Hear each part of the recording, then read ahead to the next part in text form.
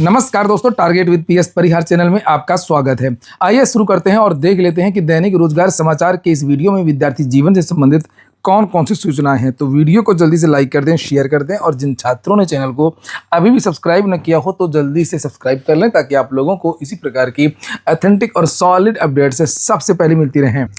आगे बढ़ने से पहले एक सूचना है उन विद्यार्थियों के लिए जो विद्यार्थी सुपर टीईटी की तैयारी कर रहे हैं, यानी प्राथमिक शिक्षक भर्ती की तैयारी कर रहे हैं। वे सभी भर्ती चक्षु प्रकाशन के इस बेस्ट बुक को ले सकते हैं, जिससे आप लोग यहाँ पर देख रहे हैं काफ़ी अच्छी पुस्तक है। और ये स्टडी गाइड है और इसमें आप लोगों को 2 सॉल्व पेपर मिलेंगे, 5000 से ज़्यादा बहुविकल्पी प्रश्न मिलेंगे, सभी प्रश्नों की विस्तृत व्याख्या मिल जाएगी। सारी चीज़ें इसमें कवर की गई हैं, चाहे बाल मनोविज्ञान वाला भाग हो, हिंदी संस्कृत भाषा वाला भाग हो, गणित तार्किक क्षमता या पर्यावरण।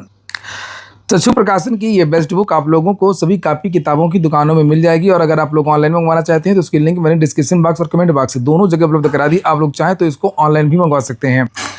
प्राथमिक शिक्षक भर्ती की यानी कि सुपर टीईटी की चक्षु प्रकाशन की और भी पुस्तकें आती हैं। अभी आप लोग स्टडी गाइड देख रहे थे और इसी तरीके से इनका प्रैक्टिस सेट आता है। प्रैक्टिस सेट में आप लोगों को 2 सॉल्व पेपर जो पिछली परीक्षा हुई थी 2018-19 में और 20 इसमें आप लोगों को प्रैक्टिस पेपर मिल जाएंगे। इसकी भी लिंक मैंने डिस्क्रिप्शन बॉक्स और कमेंट बॉक्स में उपलब्ध करा दी, आप लोग इसको भी ऑनलाइन मंगवा सकते हैं।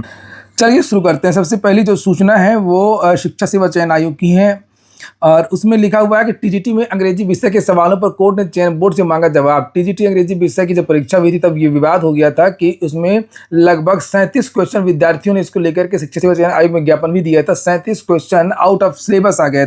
तो इसी को लेकर के लिखा, अंग्रेजी विषय की परीक्षा में पूछे गए प्रश्नों को लेकर के याचिका पर उत्तर प्रदेश माध्यमिक शिक्षा सेवा चयन बोर्ड से जवाब मांगा। यह आदेश न्यायमूर्ति सिद्धार्थ नंदन की एकल पीठ ने प्रयागराज निवासी आदित्य कुमार सिंह और 17 अन्य अभ्यर्थियों की याचिका पर दी। तो यहाँ पर ये देख सकते हैं आप लोग, ये प्रश्न भी बताए गए हैं कि कौन कौन से प्रश्न विवादित हैं, गलत हैं और कितने प्रश्न ये पाठ्यक्रम से बाहर पूछे गए हैं। प्रश्न संख्या 3, 11, 12 और गलत। तो जब ये टीजीटी की परीक्षा हुई थी तब काफ़ी विवाद हुआ था पेपर के पैटर्न को लेकर के। और टीजीटी अंग्रेजी में एक और सूचना है, ये देख सकते हैं और इसमें लिखा, बिना अंतिम उत्तर कुंजी परिणाम घोषित करने पर टीजीटी 2022 अंग्रेजी भर्ती को हाईकोर्ट में चुनौती दे दी गई है। और तो छात्रों का ये आरोप है, एक तो ये कि 37 प्रश्न आउट ऑफ सिलेबस हैं, 4 प्रश्न गलत हैं और दूसरा ये कि इन्होंने रिवाइज्ड या फाइनल आंसर की जारी नहीं की है। उसको लेकर के यहाँ पर जानकारी दी गई है। 2022 की प्रशिक्षित स्नातक शिक्षक टीजीटी अंग्रेजी विषय की भर्ती परीक्षा का परिणाम अंतिम उत्तर कुंजी जारी किए बिना घोषित किए जाने पर के मामले में इलाहाबाद हाईकोर्ट में चुनौती दी गई है। वहीं पर आयोग का ये कहना है कि टीजीटी का जो परिणाम है ये अभी अंतिम परिणाम नहीं है, ये डीवी वाला परिणाम है, जिसमें लगभग 2 गुने विद्यार्थियों को बुलाया गया, 1.5 गुना कह करके 2 गुना विद्यार्थियों को बुलाया गया और अंतिम परिणाम टीजीटी का भी बाद में जारी होगा, तब इसकी रिवाइज आंसर की जारी होगी। वहीं पर शिक्षा सेवा चयन आयोग ने परीक्षाओं को लेकर के भ्रामक सूचनाएं प्रसारित होगी कार्रवाई, एक चेतावनी भी दिया है। लिखा, उत्तर प्रदेश शिक्षा सेवा चयन आयोग की प्रवक्ता समग्र पीजीटी 2022 शिक्षक पात्रता परीक्षा 2026 एवं अन्य परीक्षाओं को लेकर के भ्रामक सूचना प्रसारित करने वालों के विरुद्ध डॉक्टर प्रशांत कुमार ने कार्रवाई के निर्देश दिए हैं। अभ्यर्थियों को सचेत किया कि वे भ्रामक सूचनाओं पर ध्यान दें। आपने देखा होगा कि एक पेपर की कटिंग वायरल हो रही है जिसमें ये बताया गया कि परीक्षा में लेन देन हुआ है 2021 की टीजीटी में। और इसी तरीके से एक प्रत्यावेदन को लेकर के भी एक पोस्ट वायरल हो रही थी कि अगर ओएमआर में कोई गलती हो गई है टीजीटी में या टीईटी में तो जा करके प्रत्यावेदन दे सकते हैं आयोग में। तो इस तरीके की चेतावनी दी गई शिक्षा सेवा चयन आयोग में, कोई इस तरीके का काम ना करे और विद्यार्थी जो है केवल आयोग की नोटिस को ही माने। और आयोग ने उसको लेकर के कल विस्तृत नोटिस जारी की थी। मैंने हालांकि इसको लेकर कल वीडियो बनाया भी था, आप लोगों को जानकारी भी दी थी। लिखा है कि आयोग के संज्ञान में आया कुछ व्यक्तियों द्वारा पीजीटी टीईटी अन्य परीक्षाओं के संबंध में ओएमआर सीट उत्तर कुंजी कटाव प्राप्तांक आदि के बारे में आयोग कार्यालय पहुंच करके प्रार्थना पत्र देने के लिए उकसाया है और भ्रमित किया है। साथ ही आर्टिफिशियल इंटेलिजेंस एआई के माध्यम से फर्जी अभिलेख तैयार करके धन के लेन देन संबंधी अप्रमाणित सूचना भी प्रसारित की जा रही है। किसी ने वीडियो बना करके जानकारी दे दिया कि प्रत्यावेदन दे दो और बेचारे कितने विद्यार्थी परेशान हुए, कर्मचारी भी परेशान हुए। और अगली जो सूचना है वो नई भर्तियों को लेकर के है। लिखा, टीजीटी पीजीटी के अधियाचन की आपत्तियों के निस्तारण में जुटा निदेशालय। आपने देखा होगा कल के समाचार पत्रों के माध्यम से ये जानकारी दी थी कि नई टीजीटी पीजीटी की वैकेंसी फंस गई है और उसमें क्षेत्रीय आरक्षण क्षैतिज आरक्षण के कारण रोक लगा दी गई है। ये कल का पेपर है, आपने देखा होगा।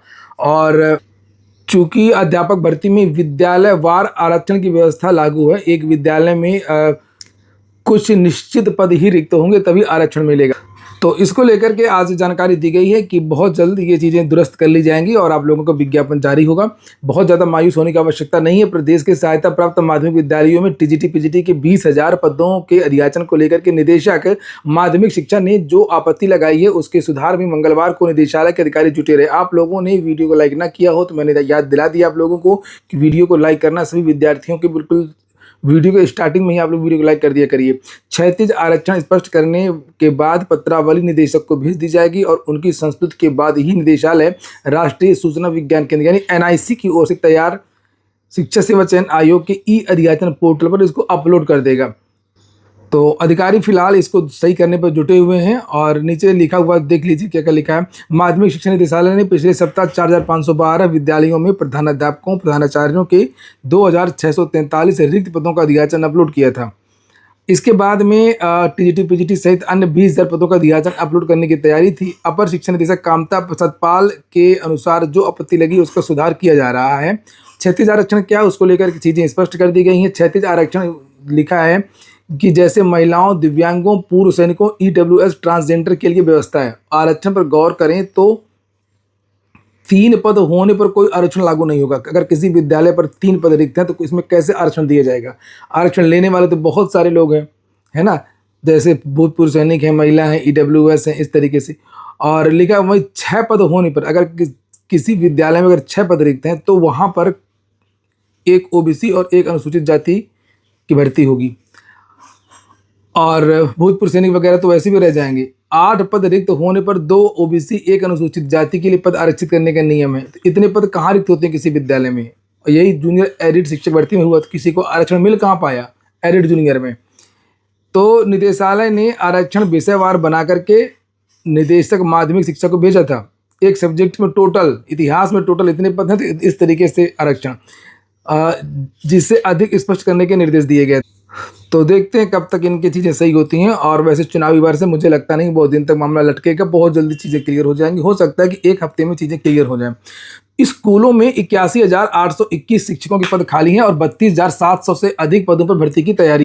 तो यहाँ पर कोई खास न्यूज़ तो नहीं है, बस वही जो आपकी भर्तियाँ आनी है। 11,500 आपकी भर्ती है प्राइमरी की 32,000 में से और लगभग 23,000 पद तो टीजीटी पीजीटी प्रधानाचार्य भर्ती की है। ये उन पदों पर भर्ती की बात की जा रही है।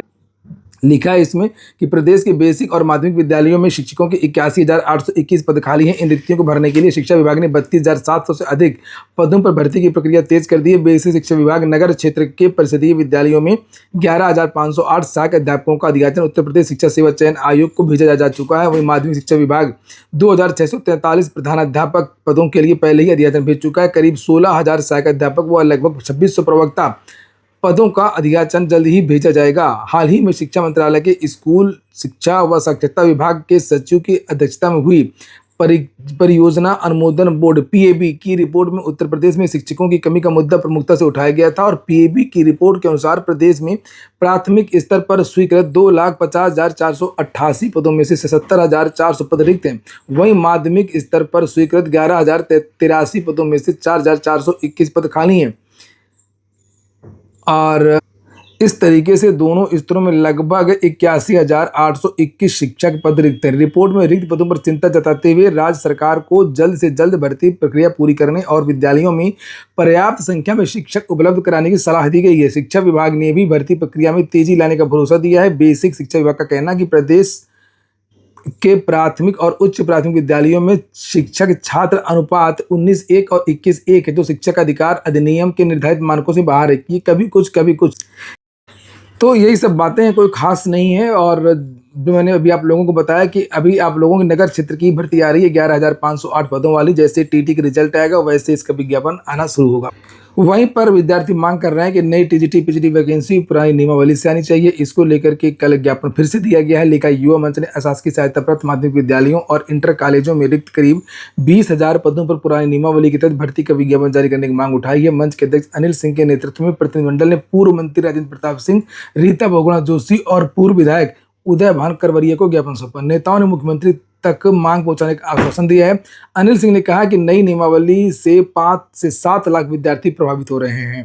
और ये कल मैंने वीडियो भी बनाया था, ये देख सकते हैं। ये अनिल सिंह और अमित पांडे और ये उदय भान करवरिया भूतपूर्व विधायक और ये रीता बहुगुणा जी हैं, इनको भी इन विद्यार्थियों ने ज्ञापन दिया था। साथ में पूर्व मंत्री राजेंद्र सिंह, उनको भी विद्यार्थियों ने ज्ञापन दिया है और मांग की है कि जो टीजीटी पीजीटी का विज्ञापन जारी होना है वो पुरानी नियमावली से ही आए, और ये भी समझाने की कोशिश किया कि इसमें कितने विद्यार्थी प्रभावित हो रहे हैं।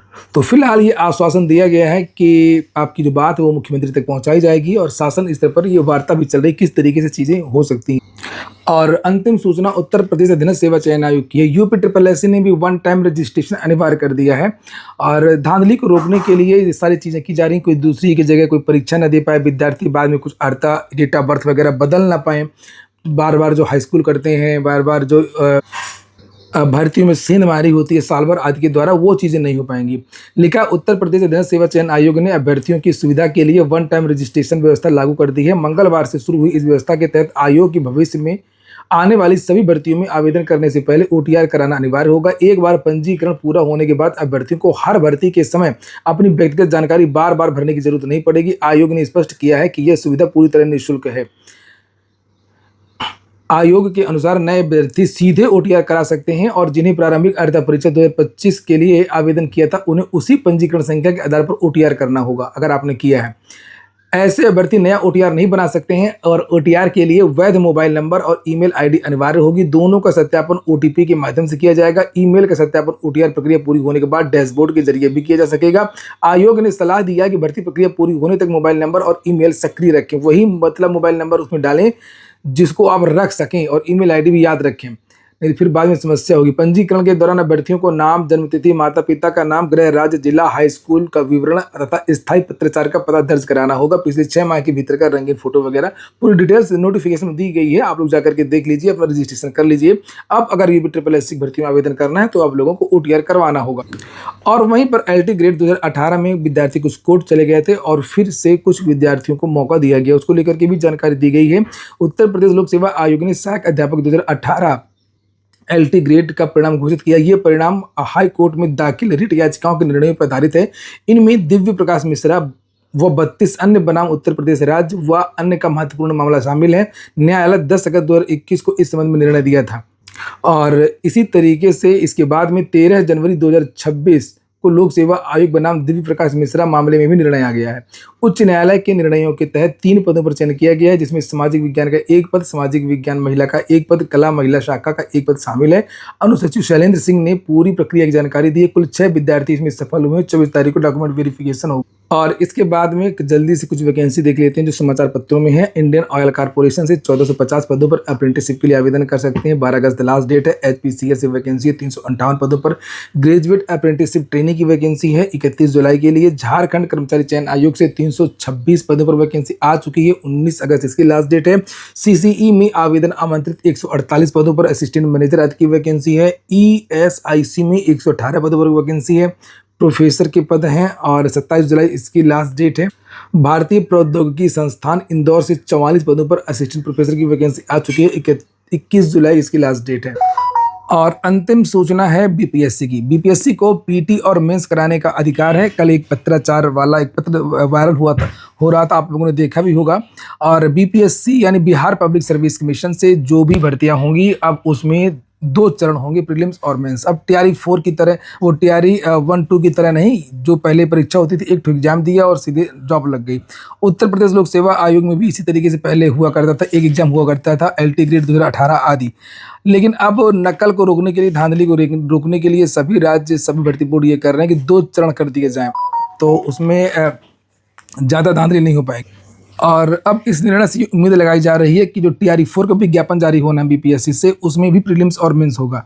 लिखा है यहाँ पर कि BPSC अब 1 चरण में होने वाली भर्ती परीक्षाओं को 2 चरणों में भी आयोजित कर सकेगा। इस संबंध में सामान्य प्रशासन विभाग ने आयोग को पत्र जारी करके स्पष्ट किया है कि परीक्षा की प्रक्रिया और स्वरूप तय करने का अधिकार आयोग के पास है और इसके लिए विभाग को कोई आपत्ति नहीं है। सामान्य प्रशासन से मिले पत्र के बाद अब आयोग संबंधित विभागों से परामर्श लेकर के प्रारंभिक के साथ मुख्य परीक्षा भी ले सकेगा। इससे TRE 4 और AIDO के 2 चरणों में किए जाने की पूरी संभावना है। इसका असर लाखों छात्रों पर पड़ेगा। सामान्य प्रशासन विभाग ने पिछले दिनों बिहार लोक सेवा आयोग के सचिव को भेजे गए पत्र में कहा है कि Bihar public service commission rule और प्रोसीजर 1996 के प्रावधानों के अनुसार आयोग परीक्षाओं के लिए विषय योजना परीक्षा आयोजित करने की प्रक्रिया निर्धारित करने का अधिकार रखता है।